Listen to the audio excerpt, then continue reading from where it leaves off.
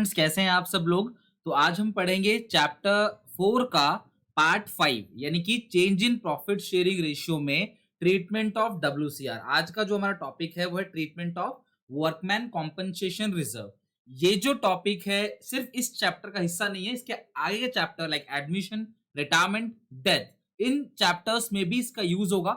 बहुत अच्छे से समझना, क्रिस्टल क्लियर हो जाएगा आज। गारंटी इस बात की डब्ल्यूसीआर परफेक्ट हो जाएगा। अगर परफेक्ट समझ में आ जाए आपको पूरा अच्छे से तो कमेंट जरूर कर देना कि आपको बिल्कुल परफेक्ट समझ आया।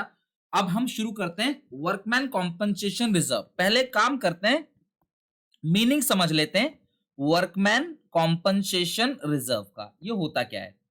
देखो, किसी भी फैक्ट्री में होते हैं वर्कर। किसी भी फैक्ट्री में क्या होते हैं? वर्कर। वर्कर को ही हम लोग क्या बोलते हैं? वर्कमैन। वर्कफोर्स को वर्कमैन। तो अब अगर उस फैक्ट्री प्रेमिसेस के अंदर वर्कर को कोई भी नुकसान होता है, कोई एक्सीडेंटल, कोई डैमेज, कुछ भी कैजुअलिटी अगर होती है, तो उस वर्कर को फर्म क्या करती है? कॉम्पनसेशन देती है। अब मान लो किसी वर्कर का कोई एक्सीडेंट हो गया, कोई भी नुकसान हो गया, कोई भी फिजिकल डैमेज उसको होता है, तो उसके लिए पैसे अचानक से कहां से आएंगे? इसीलिए फर्म क्या करती है? इन पैसों को पहले से ही प्रॉफिट से एक अमाउंट को निकालकर अपने पास इकट्ठा करती रहती है वर्कर के नाम से, कि भाई ये वाला पैसा वर्कर के नाम से इकट्ठा हो रहा है इसके अंदर, और इसके अंदर से पैसा तभी बाहर निकलेगा जब वर्कर को कोई नुकसान होगा। यानी कि एक तरीके से आप इसको स्पेसिफिक रिजर्व कह सकते हो। स्पेसिफिक काम के लिए आपने ये रिजर्व को बना रखा है कि कल को अगर वर्कर को कोई भी नुकसान, कोई भी डैमेज होता है तो उसको हम यहां से क्या करेंगे? कॉम्पनसेट करेंगे, उसको भरपाई जो है हम यहां से कर देंगे। क्लियर है? अब अगर भगवान की कृपा रही, किसी भी वर्कर का कोई भी नुकसान नहीं होता है, तो पार्टनर इसको क्या करते हैं? अपनी प्रॉफिट शेयरिंग रेशियो में इसको बांट लेते हैं। क्लियर है? लेकिन हम ये पढ़ेंगे कि अगर कोई क्लेम आ गया, वर्कर का, तो क्या होगा। ठीक है, चलो देखो, यहां पे मैं छोटा सा एग्जांपल लेता हूं कि 3 पार्टनर है एबीसी, और वो इक्वल पार्टनर्स हैं, यानी कि सबकी जो रेशियो है वो है 1:1:1। तो 1+1+1 3, 1/3, 1/3, 1/3। ढंग से समझना, बस मुझे 10 मिनट दे दो, कभी जिंदगी में नहीं भूलोगे वर्कमैन कॉम्पनसेशन। गारंटी इस बात की, अगर इतना मैं सीना ठोक के कह रहा हूं इस बात को, तो कुछ ना कुछ होगा। प्लीज 10 मिनट देख लेना। डब्ल्यूसीआर हमेशा याद रहेगा। सबसे पहला केस, अगर आपने बैलेंस शीट में डब्ल्यूसीआर बना रखा है 12,000, यानी कि वर्कर के लिए आपने 12,000 रुपए जोड़ के साइड में रख रखे हैं, लेकिन एडिशनल इंफॉर्मेशन जो बैलेंस शीट के नीचे पॉइंट्स दिए होते हैं, एडिशनल पॉइंट, उसमें वर्कर का कोई भी नुकसान नहीं हुआ है। समझ रहे हो बात को? वर्कर का कोई भी नुकसान नहीं हुआ है, तो हम करेंगे क्या इस सिचुएशन में? बैलेंस शीट में 12,000 का डब्ल्यूसीआर है, वर्कर का कोई भी नुकसान नहीं हुआ है, तो सारा का सारा डब्ल्यूसीआर जो है हम पार्टनर्स के कैपिटल अकाउंट में डिस्ट्रीब्यूट कर देंगे। कहने का मतलब क्या है? देखो किस तरीके से करेंगे हम लोग। ये रहा हमारा पार्टनर्स कैपिटल अकाउंट। ठीक है, तो पार्टनर्स कैपिटल अकाउंट में 3 नाम होंगे, ए, बी और सी, और एक क्रेडिट साइड है। ठीक है, तो हम, ये डेबिट साइड है, इसको हम लोग बाई साइड बांट देंगे। बाई डब्ल्यूसीआर 12,000 को अगर हम इक्वली बांटेंगे तो तीनों में आएगा 4,000, 4,000, 4,000। और इसके बाद जब हमारी न्यू बैलेंस शीट बनेगी तो न्यू बैलेंस शीट में कुछ भी नहीं आएगा। बैलेंस शीट में 15,000 का, सॉरी 12,000 का डब्ल्यूसीआर था और नीचे कुछ भी नहीं लिखा है, या लिखा है कोई क्लेम नहीं है, तो पूरा का पूरा 12,000 पार्टनर्स के कैपिटल अकाउंट में बढ़ जाएगा। पार्टनर्स के बीच ओल्ड रेशियो में वो बढ़ जाएगा। तो जनरल एंट्री क्या होगी? जनरल एंट्री होगी workman compensation reserves account debit. Workman compensation reserve account debit to A's capital account, to B's capital account, to C's capital account. मैं आपको ना दोनों चीजें बता रहा हूं, जर्नल एंट्री भी बता रहा हूं और आपको अकाउंट में क्या ट्रीटमेंट होगा वो भी समझा रहा हूं। ठीक है, तो आप पूरा फॉर्मेट बना के अच्छे से इस तरीके से कर लोगे तो बीइंग जनरल रिजर्व जो है, sorry, workman compensation reserve is credited to partners capital account in their profit sharing ratio. तो 12,000 का डब्ल्यूसीआर था, नीचे कोई भी क्लेम नहीं हुआ, सारा का सारा पार्टनर से बांट दिया, नई बैलेंस शीट में कुछ बचा ही नहीं। सिंपल, खत्म। केस 1 समझ आ गया? अगर आपको बैलेंस शीट में डब्ल्यूसीआर मिले और नीचे कुछ भी नहीं लिखा हो, या लिखा हो कि नो क्लेम है, तो हम सारा का सारा पैसा पार्टनर्स में बांट देंगे, क्रेडिट साइड। डन, ये हो गया हमारा फिनिश। ठीक है, चलो अब हम देखते हैं केस 2। इसके बाद हमने वर्कर के लिए कितने रुपए जोड़े हुए हैं? 12,000। वर्कर के लिए हमने जोड़ रखे हैं 12,000 रुपए, और एडिशनल में वर्कर का क्लेम आ गया। कितना क्लेम आ गया? 3,000। क्लेम का मतलब होता है दावा। हमने वर्कर को बोल दिया कि भाई ठीक है, तुम्हारा 3,000 का जो क्लेम है हम एक्सेप्ट करते हैं कि हाँ आपका 3,000 का नुकसान हुआ है, आपको दे देंगे, ऐसा नहीं कि अभी जेब से निकाल के दे देंगे, वो एक्सेप्ट द क्लेम, हम एक्सेप्ट कर रहे हैं कि हाँ क्लेम हो गया आपका, एक्सेप्ट हो गया, हम आपको पैसे दे देंगे। अच्छा सुनो, वर्कर के लिए कितने रुपए आपने जोड़ के रखे थे जी? 12,000, ठीक है।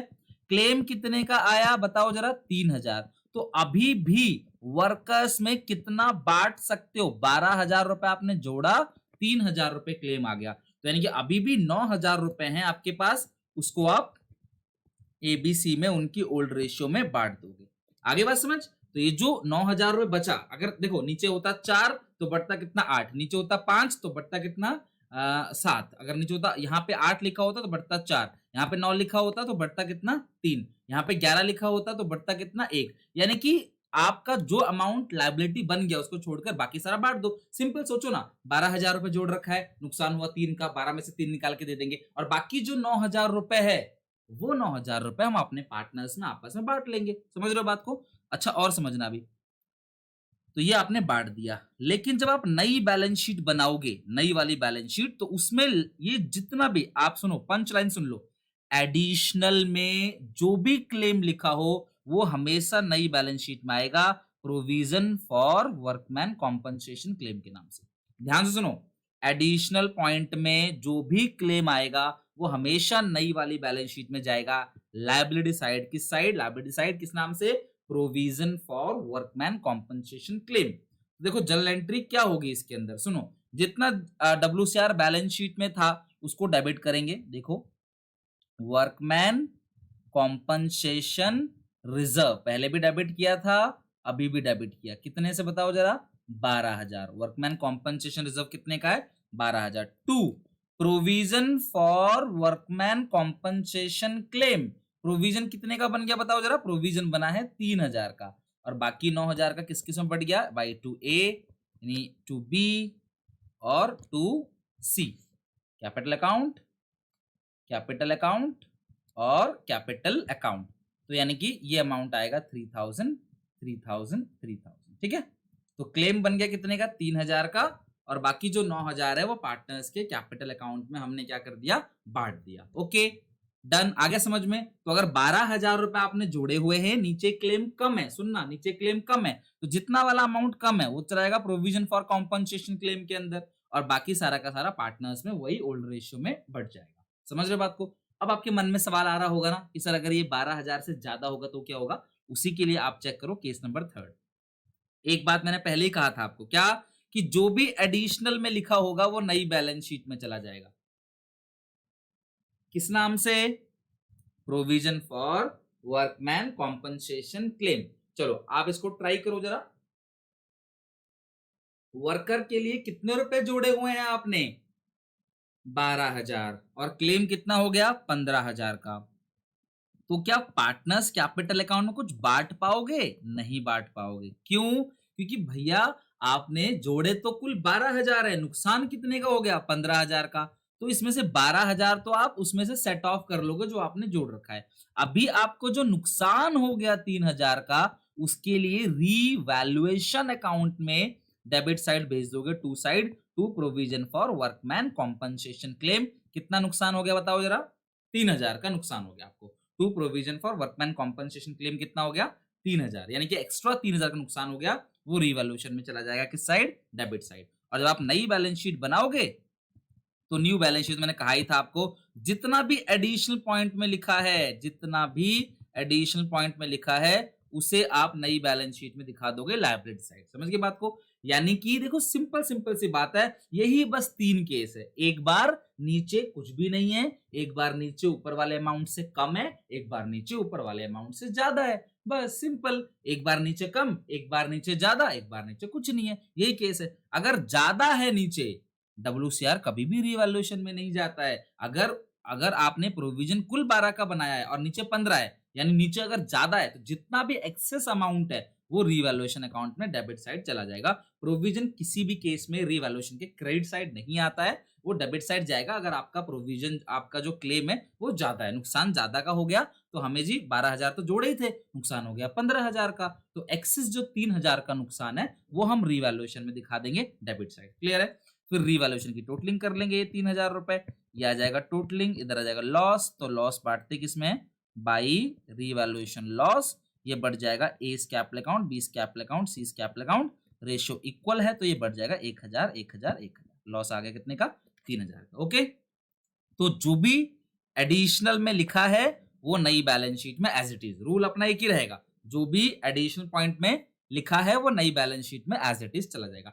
अब इसकी जर्नल एंट्री पास करते हैं। आप देखना मैंने जितनी भी जर्नल एंट्री पास करी है उन सब केसेस में डब्ल्यूसीआर को मैंने 12,000 से डेबिट कर दिया है। ठीक है, डब्ल्यूसीआर को डेबिट कितने से किया बताओ जरा?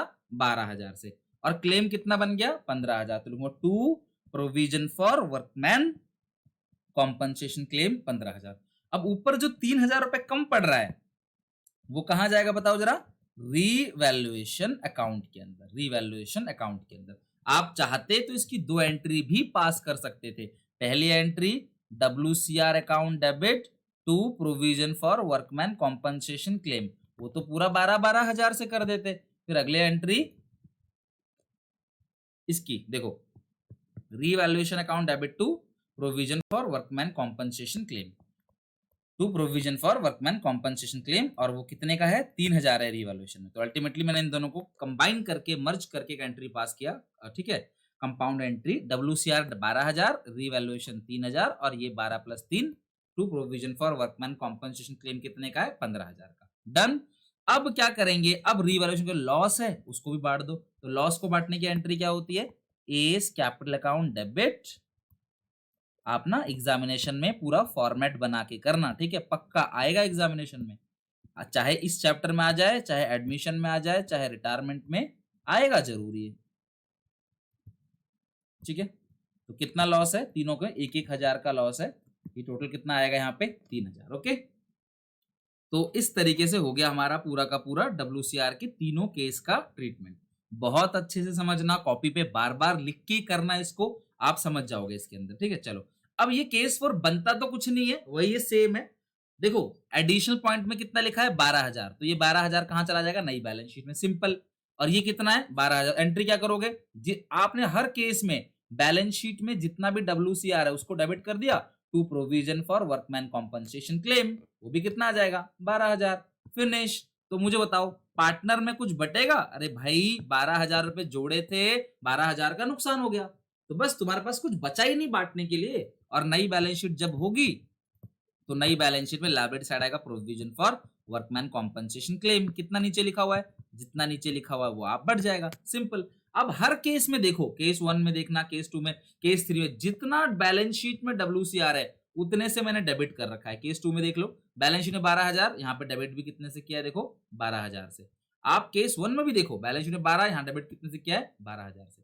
तो रूल बहुत ही सिंपल है। देखो केस नंबर 4 तो बहुत इजी था, अगर बराबर बराबर अमाउंट आ जाए, 12 10 1 लाख 1 लाख कुछ भी आ जाए, बराबर बराबर अमाउंट अगर आ जाए तो WCR to provision for workman compensation claim, simple. अगर आपसे बोलता है जर्नल एंट्री पास करो, तो ये अगर हम क्वेश्चन बनाएंगे, अकाउंट बनाएंगे, हम क्वेश्चन भी आगे बनाने वाले हैं, तो उसमें हम ये वाला पास करेंगे। क्लियर है? चलो एक लास्ट केस और देख लो। बैलेंस शीट में कुछ भी नहीं है, नीचे 12 है ना, तो जो नीचे 12 है वो कहां चला जाएगा? न्यू बैलेंस शीट में। यानी कि हमने वर्कर के लिए कुछ भी नहीं जोड़ा है, समझ रहे हो बात को? और क्लेम कितने का हो गया? 12,000 का। यार वर्कर के लिए कुछ नहीं जोड़ा, क्लेम 12,000 का हो गया, तो नुकसान ही तो है ये, तो रीवैल्यूएशन में आएगा to provision for workman compensation claim. Case number 3 की तरह है कि नीचे ज्यादा है, देखो यही तो होगा, ज्यादा होगा नीचे या नीचे कम होगा, यही तो बातें होंगी, या तो ज्यादा होगा या कम होगा या बराबर होगा। तो यहाँ पे नीचे ज्यादा है तो घाटा हो गया, और जो घाटा है वो कहां जाता है? रीवैल्यूएशन में। केस नंबर 3 देखो जरा, यहाँ पे नीचे है 15, ऊपर है 12, तो नीचे 3,000 ज्यादा है, तो रीवैल्यूएशन में कितना चला गया? 3,000 रुपए। सिमिलरली यहाँ पे नीचे कितना है बताओ जरा? 12, ऊपर 0, तो पूरा का पूरा 12,000 जाएगा रीवैल्यूएशन में। अच्छा, पार्टनर्स में कुछ बांटने के लिए बचा है क्या आपके पास? बताओ, कुछ पार्टनर से बटेगा? भैया कुछ था ही नहीं पहले से, तो बटेगा क्या? तो नुकसान हो गया। तो रीवैल्यूएशन लॉस 12,000 का है, एबीसी में चला जाएगा। रेशियो आपने इक्वल लिया हुआ है, तो 4,000 बढ़ जाएगा, सिंपल। और जब आप नई बैलेंस शीट बनाओगे तो नई बैलेंस शीट में आ जाएगा provision for workman compensation claim, कितना अमाउंट आएगा 12,000। समझ गए बात को? तो नई बैलेंस शीट में आ जाएगा एग्जैक्टली 12,000। एंट्री क्या होगी? हम हमेशा बैलेंस शीट में जो WCR था उसको डेबिट करते थे, बट अभी तो है ही नहीं, तो और नीचे तो क्रेडिट होगा ही to provision for workman compensation claim 12,000। तो हम ऊपर क्या करेंगे, रीवैल्यूएशन, यानी एक एंट्री क्या होगी, रीवैल्यूएशन टू, मैंने लास्ट जो वीडियो थी पार्ट नंबर 4 उसके अंदर रीवैल्यूएशन अकाउंट बनवाया था आपसे, तो आपको पता होगा रीवैल्यूएशन में एंट्री कैसे पास करते हैं। तो revaluation account debit to provision for workman compensation claim, और फिर पार्टनर्स में बढ़ गया ये ABC टू रीवैल्यूएशन, ठीक है। S capital account debit. बताना जरूर क्लास कि आपको समझ में आता है कि नहीं। अगर आप लोग मेरे साथ सपोर्ट दोगे तो ही मैं बहुत ज्यादा अच्छे से और काम कर पाऊंगा, मेरा मन भी लगेगा काम करने में, और मुझे नहीं लगता कि आपको कोई प्रॉब्लम हो रही होगी।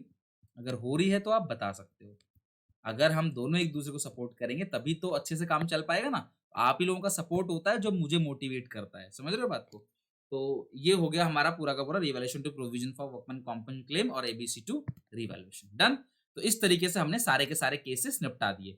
अब आपको करना क्या है समझो जरा। मैं कोई आपको दूसरा केस नहीं दे रहा, कोई क्वेश्चन नहीं दे रहा, बस आपको क्या करना है, दोबारा क्या करना है, इसको अपने आप करना है, ठीक है। अपने आप दोबारा देखना क्वेश्चन देख के, बस वीडियो को पॉज करके क्वेश्चन देख लेना, ठीक है। और फिर अपने आप कॉपी में करना, एंट्री भी और अकाउंट भी अपने आप, फिर देखना सही जाता है या गलत जाता है। देखो कंक्लूड करते हैं, देखो कंक्लूड करते हैं, देन वीडियो को एंड करते हैं यहाँ पे। और नेक्स्ट वीडियो मेरी जरूर देखना, उसमें IFR का ट्रीटमेंट सिखाऊंगा, इन्वेस्टमेंट फ्लक्चुएशन रिजर्व, वो भी बहुत इंपॉर्टेंट है और पेपर में काफी आता भी है। WCR और IFR 100% पेपर में आएगा। क्यों? एडमिशन में भी है, चेंज इन PSR में भी है, रिटायरमेंट में भी है, डेथ में भी है, तो कहीं ना कहीं तो आ ही जाएगा इतने सारे चैप्टर्स में, ठीक है। देखो सबसे पहली बात, बैलेंस शीट में WCR है मान लो 5,000 का, ठीक है, और नीचे क्लेम 0 है, तो क्या होगा, पूरा का पूरा 5,000 बढ़ जाएगा। अब अगर नीचे क्लेम 1,000 है तो ये 1,000 जाएगा बैलेंस शीट में और बटेगा कितना, 4,000 रुपए पार्टनर्स के कैपिटल अकाउंट में। अगर नीचे 5,000 है पूरा का पूरा, तो पार्टनर्स में कुछ नहीं बटेगा, पूरा 5 है, पूरा 5 है, यानी पार्टनर्स में कुछ नहीं बटेगा, बस ये बैलेंस शीट में चला जाएगा, खत्म बात। तो provision for workman compensation claim लिख दोगे बैलेंस शीट में। अगर ये नीचे ऊपर 5 है ना, अगर ये उससे ज्यादा है, नीचे 6 है, तो यहाँ पे जो एक्स्ट्रा 1,000 है वो चला जाएगा रिवैल्यूएशन में डेबिट साइड, किस नाम से, to provision for workman compensation claim के नाम से, और ये 6,000 तो बैलेंस शीट में जाएगा ही जाएगा। यानी कि जो भी एडिशनल पॉइंट में लिखा हुआ है वो तो बैलेंस शीट में जाएगा ही जाएगा। अगर मान लो ऊपर कुछ नहीं है, नीचे कितना है 6, तो पूरा 6,000 जाएगा रिवैल्यूएशन में, फिर जो इसका आंसर आएगा उसको बांट दोगे आप।